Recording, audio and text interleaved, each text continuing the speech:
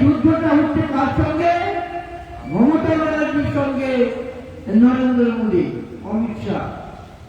ওই নরেন্দ্র মোদী, যে নরেন্দ্র মোদী স্লোগান হচ্ছে আজকে ভারতবর্ষ থেকে মুসলমানদের তাড়িয়ে দাও, যে নরেন্দ্র মোদীর স্লোগান হচ্ছে ভারতবর্ষের যত মসজিদ আছে সমস্ত মসজিদের মাইকের মাধ্যমে আজান বন্ধ করে দাও, ভারতবর্ষের যত মুসলমান আছে তাদের নির্যাতন করো, নিপীড়ন করো।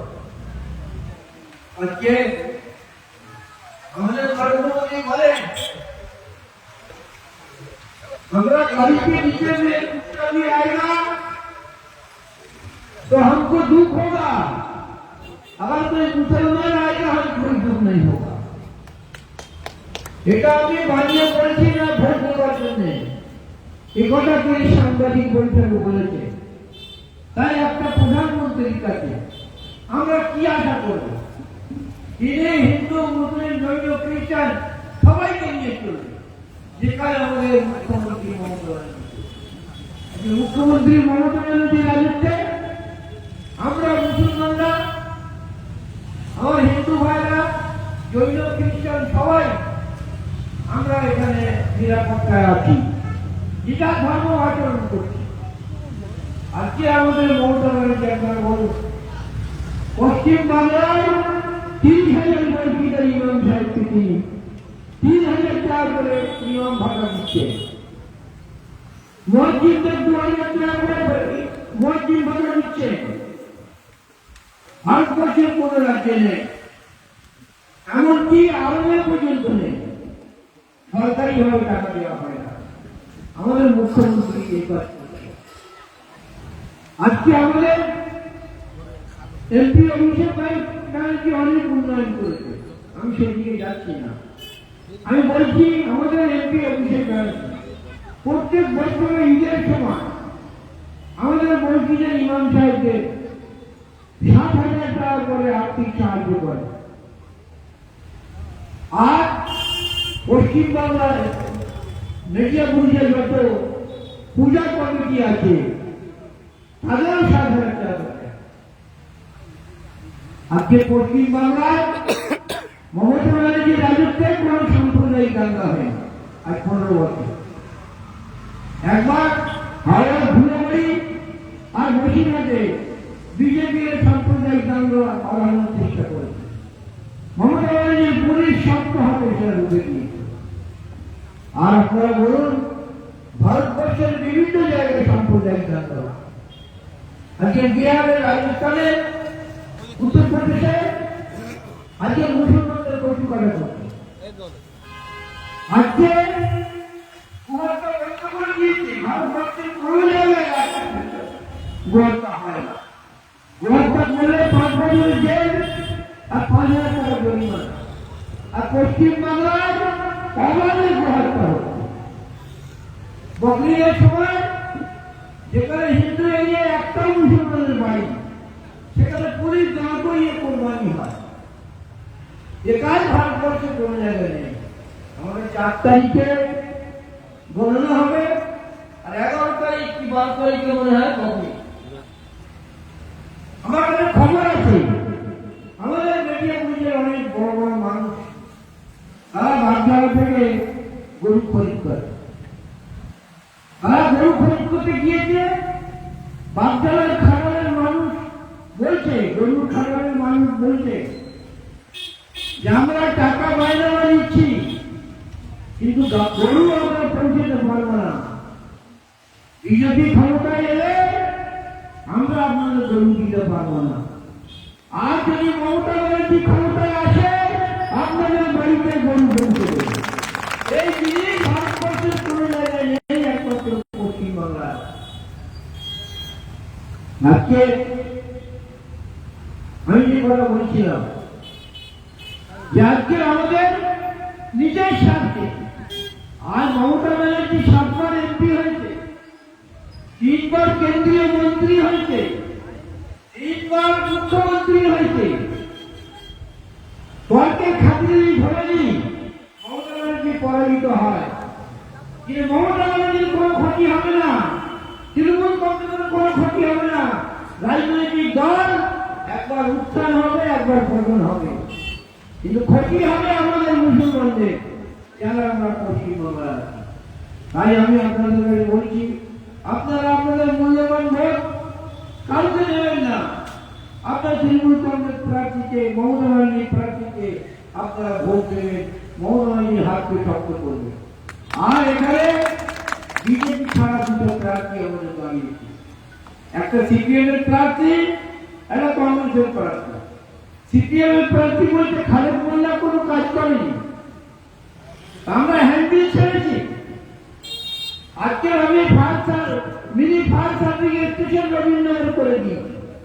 আজকে 140 নম্বর হলে আমরা তাহলে মোল্লাকে নিয়ে, আফতাবুদ্দিনকে নিয়ে, আমাদের এমপিকে বলে এখানে 40 কোটি টাকা খরচ করে বুস্টার পাম্পিং স্টেশন আমরা তৈরি করেছি। আজকে আমরা কারবারা থেকে নিয়ে আর ভারতপুর স্টেশন পর্যন্ত পেপার পথ রাস্তা 15 কোটি টাকা খরচ করে তৈরি করেছি। সেখানে ঘুরঘুরে অন্ধকার ছিল, আমরা এলইডি লাইট, 3টে এলইডি লাইট লাগিয়ে দিয়েছি। আমরা রাজাগঞ্জ থেকে নিয়ে হাওড়া পুনরা পাঁচপাড়ায় ফেরি সার্ভিস চালু করার জন্য আজকে আমাদের মুখ্যমন্ত্রীকে গিয়ে সেখানে যেটির কাজ আজ বছর ধরে চলছে।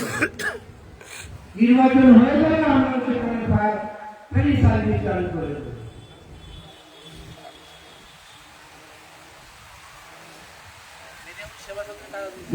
যা বলবেন,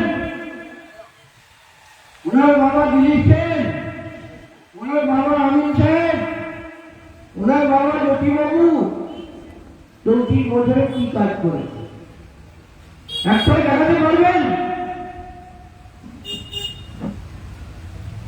আজকে পশ্চিমবাংলায় কোন সাম্প্রদায়িক দাঙ্গা হয় না, কিন্তু বামফ্রন্টের রাজত্বে 34 বছরে মানুষের উপর নির্যাতন হয়েছে। ঝাঁইবাড়ির ঘটনাগুলো জানা আছে, ছেলেকে হত্যা করে ছেলে রক্ত দিয়ে মাকে ভাত খাইয়েছে। হাজার হাজার মুসলমানদের হত্যা করেছে। তেমনি প্রায় সাম্প্রদায়িক দাঙ্গা হয়েছে, চোপড়ায় সাম্প্রদায়িক দাঙ্গা হয়েছে। মুর্শিদাবাদের কাজবাজ মসজিদে নামাজ পড়তে গিয়ে বামফ্রন্টের পুলিশ গুলি চালিয়েছে। 1992 সালে যখন বাবুল মসজিদ ধ্বংস হল, তখন মেডিয়া বুঝে কারফিউ হয়েছিল, নিশ্চয় তোমার মনে আছে। কেউ বাড়ি থেকে বার হতে পারেনি, মানুষ খাবারের জন্য লাইন কিনতে পারেনি, টাকা থাকা সত্ত্বেও। তখন আমি তারেকের বাবা আবু কালাম আর ফাইজাল মোল্লা আমরা বটতলা বাজারে দোকান খুলে লাইন নিয়ে মানুষকে খাবার খাইয়েছি। কোথায় ছিল মৌলভী সাহেব? ওনার বাবা কোথায় ছিল? ওরা তো ক্ষমতায় ছিল। 350 জন মানুষকে, নিরীহ মানুষকে কারফিউ ভাঙার জন্য অ্যারেস্ট করেছিল। তাদের বেহালা থানায় ভর্তি করা হয়েছিল, তাদের উপর নিপীড়ন হয়েছিল। পুলিশ লাঠিপেটা করেছে, যখন জল জল জল করছে তখন তার মুখে পেচ্ছাপ করে দিয়েছে। 350 জন মানুষকে অ্যারেস্ট করেছিল, নিরীহ মানুষকে। আমি তারেকের বাবা আবু কালাম আর আমির আলী সাহেব আর ফাইজাল মোল্লা আমরা মানুষের বাড়ি বাড়ি গেছি। আমরা মুখ্যমন্ত্রী জ্যোতিবাবুর সঙ্গে দেখা করে আলিপুর কোর্ট থেকে তাদেরকে বেল করিয়ে নিয়ে এসেছিলাম। যখন তারা জেল থেকে বার হচ্ছে, কারো হাত ভাঙা, কারো পা ভাঙা, কারো কান ভাঙা, এইভাবে মানুষের নির্যাতন করেছে। সবাই ছিলেন আজকে কংগ্রেসের প্রার্থী এখানে প্রার্থী দিয়েছে, একটা সমাজ বিরোধী, একটা গুন্ডা। আজকে থেকে 15-20 বছর আগে আমাদের মমতা ব্যানার্জির উপর সে গুলি চালিয়েছিল। আমাদের এক মুসলিম যুবক সে গুলিতে হাত করে দিয়েছিল। যদি হাত করতে পারে মমতা ব্যানার্জি মানুষ, আজকে মেদিয়াপুরের নাম, ধানের নিচের নাম, সংখ্যালঘু অঞ্চলের মানুষ আজকে আমাদের কলঙ্কিত করেছে। আজকে কংগ্রেস ভোট চাইছে। কংগ্রেস যতদিন ক্ষমতায় ছিল সেই সময় আমাদের উপর অনেক নির্যাতন। আপনারা জানেন কি, আজকে বাবরি মসজিদ দীর্ঘদিন জওহরলাল নেহরুর সময় থেকে বাবরি মসজিদে তালা লাগানো ছিল। সেই তালা খুলিয়েছিল রাজীব গান্ধী, তদানীন্তন প্রধানমন্ত্রী। আর 1992 সালে যখন দাঙ্গা বাঁধল, যখন বাবরি মসজিদকে ভেঙে দিল এলকে আদবানি আর উমা ভারতীরা, বিশ্ব হিন্দু পরিষদ, বজরং দল, তখন কেন্দ্রের ক্ষমতায় ছিল নরসিংহ রায়। তার কাছে খবর ছিল যে বিশ্ব হিন্দু পরিষদ বাবরি মসজিদ ধ্বংস করছে। যদি উনি মিলিটারি না বলেন তাহলে বাবরি মসজিদ ধ্বংস হবে না। তাই আমি আমার বক্তব্যকে দীর্ঘায়িত করবো না। আমাকে এখন আর 2টো মিটিং আর 10টার মিটিং বন্ধ হয়ে যাবে। যাওয়ার আগে আপনাদের বলছি, আপনাদের কাউন্সিলর খুব কাজে, কোন উজ্জ্বল ভবিষ্যৎ আছে। আমি যুবন্ত সূর্য, তাই ওনার হাতটা আপনারা শক্ত করুন। আর 140 আমি কথা দিয়ে যাচ্ছি যে আগামী দিনে ওনার অনেক উজ্জ্বল ভবিষ্যৎ আছে।